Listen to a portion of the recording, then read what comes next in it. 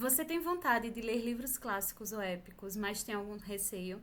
Eu vou te propor algo nesse vídeo. Fica aqui comigo.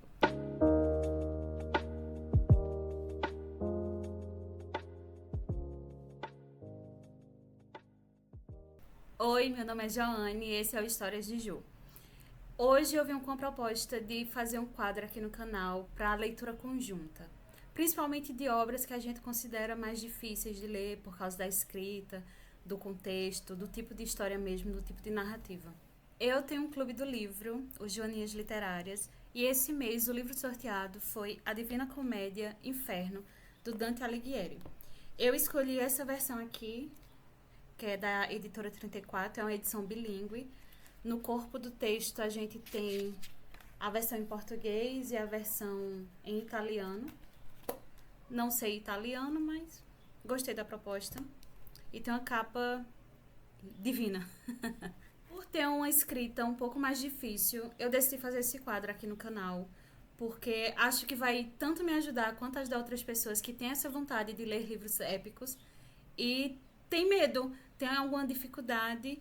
E a proposta é justamente essa: a gente lê o livro junto, fazer observações, comentários, críticas e por aí vai. Eu já fiz uma leitura prévia desse livro, fazendo observações, comentários, porque eu fiquei pensando que se eu fizesse isso ao longo do vídeo ia demorar muito tempo, tanto que eu passei em torno de 1h30 para ler o primeiro capítulo, que tem, acho que 4 páginas ou 6 páginas. É bem curtinho. Então, vocês me respondem aqui nos comentários como vocês preferem que eu faça essa leitura com vocês, integral mesmo, com um vídeo mais longo. Eu faço essa leitura prévia e trago para vocês aqui. Lembrando, são só observações minhas, questionamentos meus, com coisas que eu fui pesquisando assim na internet, de palavras que eu não conhecia, de contextos sobre o próprio livro.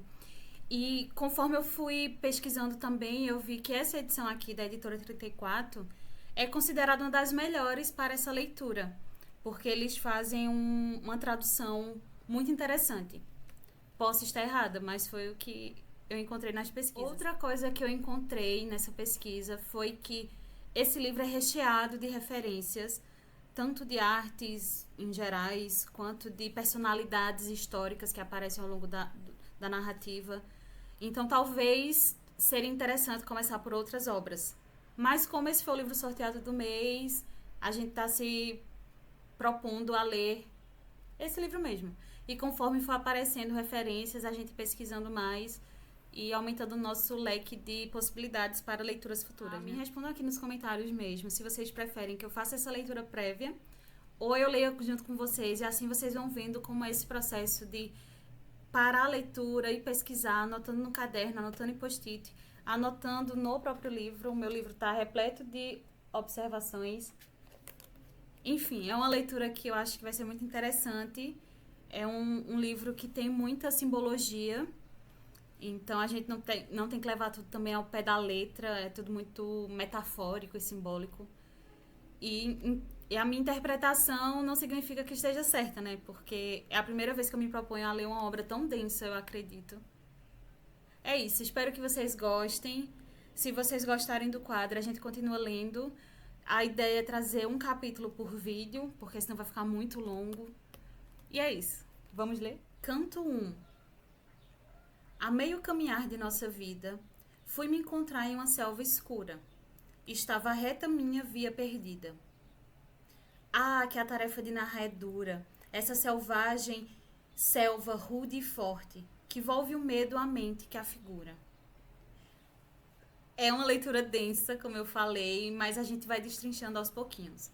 Logo aqui nesse começo, a gente percebe, a gente sabe, né, que tem até uma notinha no começo do livro, que esse a meio caminhar de nossa vida significa mais ou menos que o Dante, que é o personagem, ele tem em torno de 35 anos quando acontece isso na vida dele. Ele se encontra numa selva escura, e aqui eu coloquei que essa selva escura poderia ser a representação do pecado, da confusão mental, do afastamento que ele tem de Deus, do divino. E essa tarefa é muito difícil dele narrar, porque essa selvagem selva é tão rude, é tão forte que causa nele muito medo. Então, só de lembrar disso, o medo vem à mente dele muito rápido. Vamos continuar. De tão amarga, pouca mais lhe é a morte. Mas, para tratar do bem que enfim lá achei, direi do mais que me guardava a sorte. Ele é que acha que essa lembrança dói tanto que a morte seria menos pior. Mas para ele tratar do bem, ele trazer pra gente a coisa boa que ele achou no final dessa jornada, ele precisa passar por isso de novo. Então ele vai narrar pra gente, né? Continuando. Como lá fui parar, dizer não sei. Tão tolhido de sono me encontrava, que a verdadeira via abandonei. Então ele tá num caminho errado, né? Nessa selva escura, nessa selva que a gente entende como o pecado, a confusão, o afastamento do divino. E ele tá tão tolhido de sono, paralisado de sono, que eu comecei a me questionar se o que acontece com ele não seria um sonho. Será que é uma experiência real mesmo, física assim, ou pode ser um sonho? Eu fiquei nessa dúvida.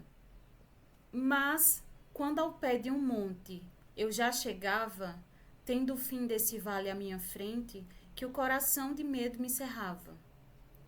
Então, quando ele tá nessa selva, ele encontra um monte. E ele tá morrendo de medo. Calma. Olhei para o alto e vi a sua vertente, vestida já dos raios do planeta, que certo guia por toda estrada a gente. Tornou-se a minha angústia então mais quieta, que no lago do coração guardara toda essa noite de pavor repleta. Então, quando ele chega nesse monte, ele olha para cima e ele vê raios. Aqui tá dizendo planeta, mas seria o sol, né? E ele começa a subir esse monte. E é quando a angústia dele começa a acalmar um pouco mais. E como aquele que ofegando vara o mar bravio e, da praia atingida, volta-se a onda perigosa e a encara. Eu achei esse trecho bem complexo, mas aqui, pelo que eu entendi, ele passou pela selva, tá subindo um monte e ele olha novamente para a selva. Porque depois de encarar uma coisa tão pesada, quando ele vai se afastando, a gente ainda tem aquele impulso assim de olhar para trás e ver o que passou. Minha mente, nem bem de lá fugida, voltou-se a remirar o horrendo passado, que pessoa alguma já deixou com vida. Então, quando ele olha para essa selva, ele volta a lembrar de tudo que passou nessa jornada. E é uma selva que ninguém saiu com vida.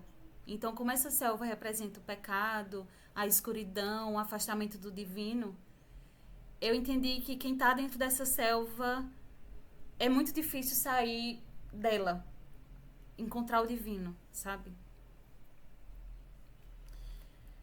Após pousar um pouco o corpo laço, me encaminhei pela encosta deserta com o pé firme, mais baixo a cada passo.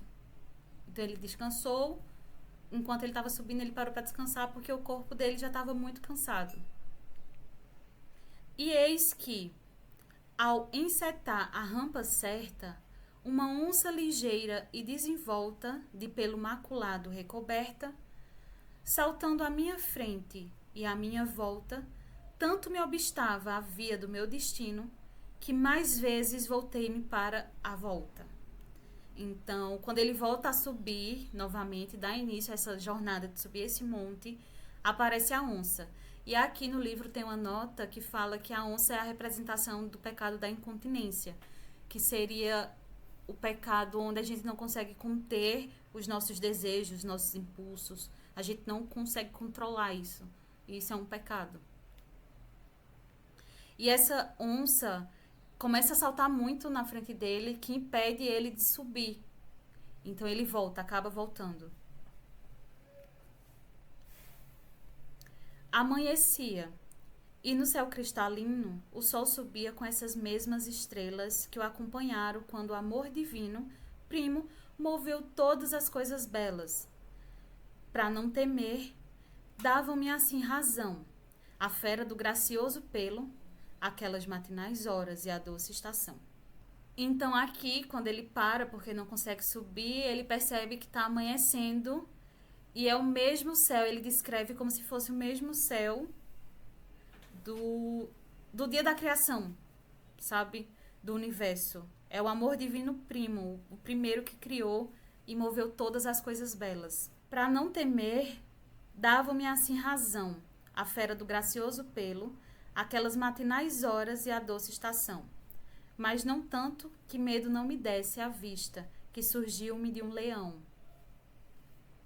Então, calma.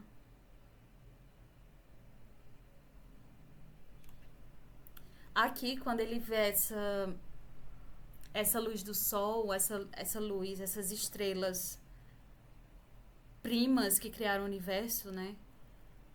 Ele começa a sentir novamente que tá bem para subir o monte, porque dá força para ele. Só que aí ele se depara com um leão. E o leão aqui, como a nota do livro fala, seria a representação da violência, a violência que impõe pela força, sabe? Ele percebeu que mesmo assim não seria suficiente subir. Mesmo com essa sensação boa que essa luz estava causando, ele não conseguiria subir. De um leão que parecia que contra mim viesse, com a fronte erguida e com fome raivosa, parecendo que o próprio ar o temesse. E de uma loba, de cobiça ansiosa, em sua torpe magreza, carregada, que a muita gente a vida fez penosa. Então ele encontrou a violência, encontrou a cobiça, vinha na direção dele com muita fome, e essa cobiça, ela tá muito magra, mas ela se alimenta muito, porque ela quer tudo, quando consegue ainda não está satisfeita. Então ela tem uma fome constante. Isso é um pecado também, né? E ela fez a vida de muita gente penosa, ela causou muita dor. Por onde ela passa, por onde esse pecado passa, causa muita dor. Essa tornou-me a alma tão pesada, pelo pavor manante de sua vista, que perdi a esperança da assomada. Então, só de estar na presença dessa loba, ele perdeu a força de subir o monte. Porque ele ficou com muito peso na alma. Só de vê-la. É muito forte isso, né? Um pecado e tanto. Qual pessoa que seus bens leda conquista e o tempo de perder vem alcançá-la, que em todo o seu pensar só se contrista. Aqui o autor faz uma referência, faz uma metáfora de que essa loba conquista as coisas, mas com o tempo ela perde. E com isso, ao perder as coisas que conquista e também nunca está satisfeita com aquilo que tem, é uma alma que está muito triste, vive com muita tristeza. Tal me fez a fera que não há a aplacá-la, e pouco a pouco, para trás impelido, eu regredia para lá onde o sol cala. Então, ele não conseguia subir, ficava cada vez com mais medo e voltava para mais próximo da selva. Quando eu já para o vale descaído, tombava à minha frente um vulto incerto, que por logo o silêncio umedecido parecia enroupeu num grão deserto. Tem piedade de mim, gritei-lhe então. Quem quer que sejas, sombra ou homem certo. Então, quando ele está lá, caído, lá afastado do monte, ficando cada vez mais próximo à selva novamente, ele vê esse vulto e roga-lhe, né, piedade. E ele me respondeu: homem já não, homem eu fui, e foi de pais lombardos, mantuano ambos, minha geração. Aqui esse vulto, né, fala que já foi um homem, hoje não é mais, e que os pais dele são lombardos, que é um tipo de povo germânico, pelas minhas pesquisas, e os dois são relativos de uma cidade chamada Mantua, na Itália. Aí essa pessoa, esse homem que já foi homem e não é mais, continua. Nasci sob Gílio, ainda que em tempos tardos, e vivi em Roma sob o bom Augusto e os dolosos de então deuses bastardos. Poeta fui, cantei aquele justo, filho de Anquise, de Troia a volver, quando o soberbo Ilion foi combusto. Então aqui o autor já dá pista de quem é, né? Para quem já leu as obras que vai aparecendo aqui. Eu não li. E fala que ele nasceu sob o governo de Júlio, que foi uma ditadura, né, da Roma. Mesmo que ele nasceu quando Júlio já estava caindo. E ele viveu em Roma sob o bom Augusto, que foi o responsável por trazer a Pax Romana, a paz romana, que era um tempo de mais prosperidade na Itália, com uma relativa paz, assim. Ele foi poeta, ele cantou aquele justo. E aqui eu marquei depois, porque eu fui pesquisar, tipo, será que tá falando de quem, né? Que eu não sabia quem era. Mas aqui ele se refere a Enéas, de um livro, que é filho de Anquise, com a deusa Vênus. E ele que canta sobre esse justo.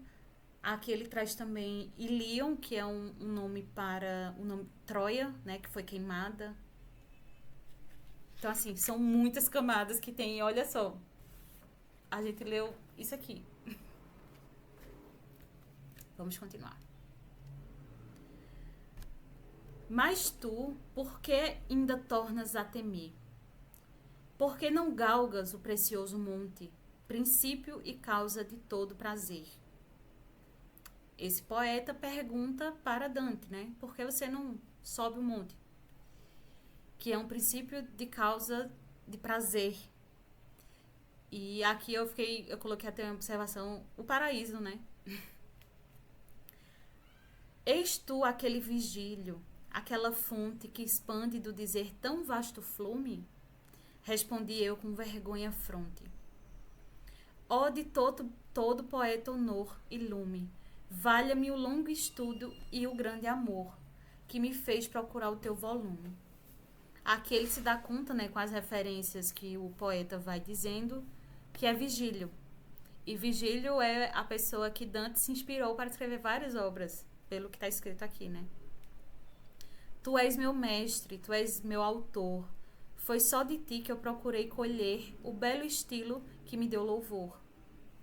Mas vê essa besta que me fez volver. Dá-me, meu sábio, socorro e coragem contra ela que meus pulsos faz tremer. Então ele responde à pergunta de Vigílio, né? Porque ele não estava subindo o monte. Ele fala, ó, tá vendo aquela besta? Foi ela que me fez voltar. A ti convém seguir outra viagem. Tornou-me ele ao me ver lacrimejando, para escapar deste lugar selvagem, que esta fera, da qual está exclamando, em seu caminho barra os viandantes, tanto os impede que acaba os matando. Então aqui o Vigílio fala, ó, você tem que seguir outro caminho, esse aqui não é o caminho certo. E eu vou te mostrar, eu vou te guiar pelo caminho certo. E essa fera que tá lá no monte acaba matando as pessoas que tentam subi-lo. Então ficou parecendo muito pra mim que os impulsos desses pecados que parecem mais bobos assim impede a pessoa de subir, por mais bobo que seja o pecado. Enfim. Seus impulsos perversos e aberrantes fazem que nada poderia saciá-la. Do pasto é mais faminta após que antes. Então essas feras, esses pecados, eles têm uma fome muito grande, né? São perversos. Com animais diversos se acasala, e mais eles serão até o lebrel chegar para a dura morte destiná-la. Lebrel aqui eu pesquisei, seria um tipo de cão de caça. Mas como é um livro muito cheio de simbolismo, eu fiquei pensando, será que é mesmo só um cão de caça? E conforme a gente vai lendo, eu percebi que talvez não seja. Porque, vamos continuar. Esse não buscará terra ou troféu, mas só sagueza e amor e virtude. Será entre feltro e feltro o berço seu. Então, esse cão de caça me passou muito a mensagem de ser um possível Messias. E não necessariamente um Messias divino, né? Mas um imperador que vai trazer coisas boas entre as cidades de feltro. E vai trazer coisas boas, como a sabedoria, o amor e a virtude. E ele continua falando sobre esse lebrel. Dará à infeliz Itália a plenitude para a qual morreram a Virgem Camila e Euríalo e Turno e Niso, em luta rude. Esse a escorraçará de vila em vila, até obrigá-la a retornar para o inferno, donde a inveja primeira quis remi-la. Então a inveja, que é a força primitiva, tirou esse pecado, né, da loba do inferno. E esse lebrel vai mandá-la de volta. E ele vai fazer isso em todas as vilas que ele passar pela Itália. E no trecho que fala sobre Camila, são mais personagens de Virgílio que aparecem aqui. Portanto, para teu bem, penso e externo que tu me sigas, e eu te irei guiando. Levar-te-ei para o lugar eterno. De condenados que ouvirás bradando, de antigas almas que verás dolentes, uma segunda morte em vão rogando. Aí aqui ele já dá os indícios para o lugar onde ele vai levar, né? O Dante, que é o inferno. Só que eu fiquei tipo assim, será que não seria mais fácil falar, vou te levar para o inferno? E será que o Dante queria isso se ele falasse tão literal? E lá dentro desse inferno, né, ele descreve que vai ouvir as almas antigas que estão morrendo de dor e que lá, essas que estão morrendo de dor, tá rogando por uma segunda morte, de tão ruim que deve ser. E ele continua. E outros verás também que estão contentes no fogo, na esperança de seguir, quando que seja, para as beatas gente. Então tem lá nesse inferno as almas que estão com dor, que estão rogando por uma segunda morte, mas tem também as almas que estão contentes, porque elas têm esperanças de que alguma alma, uma beata, apareça para tirá-la de lá. Então aqui eu coloquei a interrogação, já seria o purgatório, né? Eu não tenho religião, não sou católica, então eu não sei como funcionaria isso assim, pela religião católica. As quais depois, se quererás subir, alma terás mais digna do que eu, deixar-te-ei com ela ao meu partir. Então aqui Virgílio fala, né, se tu quer subir para o paraíso, alguma alma mais digna do que eu vai aparecer e vai te guiar para lá. Eu vou te deixar com ela para tu seguir. Que o imperador que reina lá no céu, porque para a sua lei eu fui herege, nega-me conduzir-te ao reino seu. Então ele não pode continuar guiando Dante, porque o imperador que reina nesse céu acha ele um herege, né? Porque ele não seguiu as leis. Outra coisa aqui que eu tô pensando é que, tipo assim, se quererás subir pro paraíso, né? Outra alma mais digna do que eu vai aparecer. Então, o Virgílio vai guiar o Dante até só um certo ponto e depois não mais? Ou isso vai acontecer durante todo o livro? Os 3 livros, né? Vamos continuar. Falando ainda sobre o imperador que reina lá no céu. Em toda parte impera, e lá ele rege. Lá é sua cidade, e está seu alto foro. Feliz aquele que ali ele elege.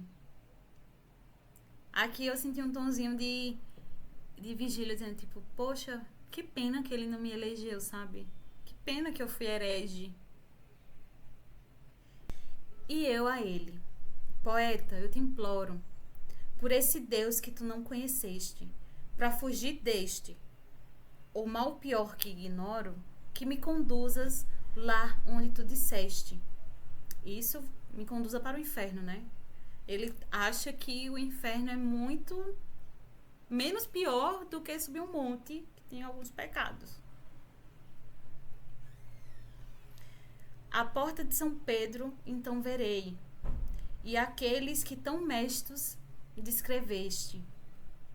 Então ele vai ver a porta de São Pedro, que segundo a nota que tem aqui no livro, a porta do purgatório, ó, o purgatório, é guardada por um anjo, vigário de São Pedro.